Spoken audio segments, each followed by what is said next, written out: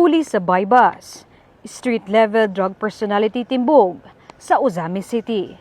Timbog ang isang street-level drug personality matapos ang ikinasang bypass operation ng Ozami City Police Station sa Barangay Karangan, Ozami City nito lamang January 21, 2026 sa pamumuno ni Police Lieutenant Colonel Harvey S. Avellanosa, Chief of Police ng Ozami City Police Station. Isinagawa ng mga intelligence at operatiba ang operasyon matapos ang masusing intelligence gathering at pagmamanman sa iligal na gawain ng suspect. Nahuli ang suspect sa aktong pagbebenta ng hinihinalang iligal na droga. Ang suspect ay kasalukuyang nasa kustodiya na ng pulisya at naharap sa kasong paglabag sa Republic Act No. 9165 o Comprehensive Dangerous Drugs Act of 2002.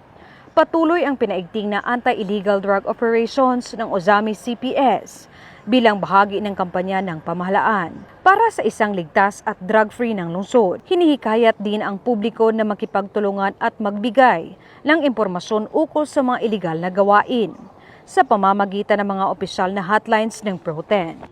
Mula dito sa inyong higalang pulis, Regional Office 10 Public Information Office. Ako ang inyong PNN correspondent, Patrolwoman Jane Rose Bohol, alagad ng batas, tagataguyod ng Balitang Pulis.